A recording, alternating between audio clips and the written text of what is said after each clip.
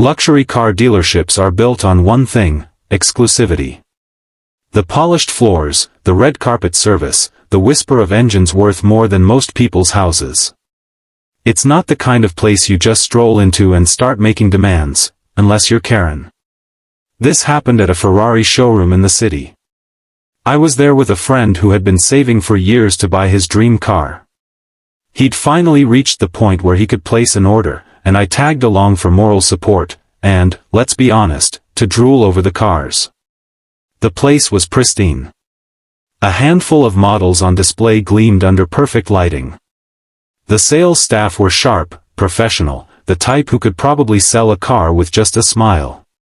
That's when the peace shattered. The glass doors opened, and in stormed Karen. Sunglasses indoors, oversized handbag, and the kind of attitude that screamed the world owes me everything. She clicked across the showroom floor in high heels, ignored the receptionist, and marched straight to the nearest car, a Ferrari 488 Spider. She circled it like she was inspecting a rental sedan. Then, loud enough for everyone to hear, she announced, "I'll take this one. 6-month lease. I'll need it delivered by Friday." The salesman, caught off guard, smiled politely. "Ma'am, Ferraris aren't leased like that. These vehicles are purchased outright, or through very specific financing programs. 6-month leases aren't offered." Karen's head snapped up. "Don't be ridiculous. Every dealership leases cars. Don't waste my time, draw up the papers. I'll only need it for half a year, maybe less. Then you can just take it back." The staff tried to explain again, Ferrari isn't a standard dealership. They don't do short-term leases. In fact, most buyers have to apply just to be approved for purchase. Karen didn't like that answer. She crossed her arms, raised her voice, and declared, "Do you even know who I am? I'm on the board of my HOA. I drive a BMW now, but it's beneath me. I deserve a Ferrari.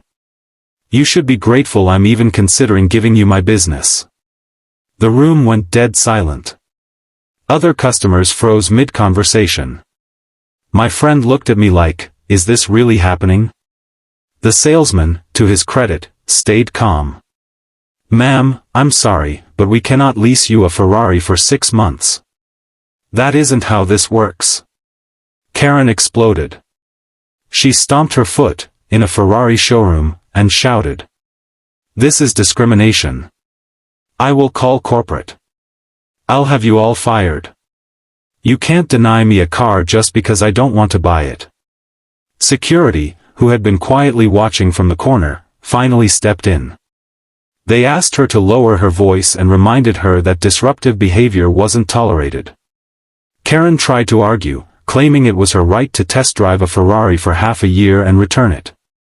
She demanded to see the manager's manager, and even pulled out her phone, threatening to blast this place on Facebook.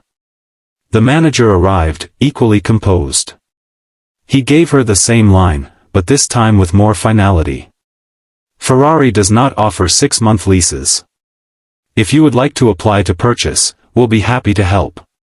Otherwise, I'll have to ask you to leave." Karen sputtered, red-faced, insisting she had plenty of money, that other dealerships beg for her business, and that she'd be taking this to the top. But when she realized nobody was budging, and that security wasn't bluffing, she grabbed her bag, spun on her heel, and stormed out. The automatic doors whooshed shut behind her, and the room exhaled as if a storm had passed. My friend finally turned to the salesman and said quietly, "So, about that application process." Everyone laughed. "And Karen?" She left the Ferrari showroom the same way she came in, empty-handed, but with a brand new reputation as the woman who tried to lease a Ferrari like it was a weekend rental.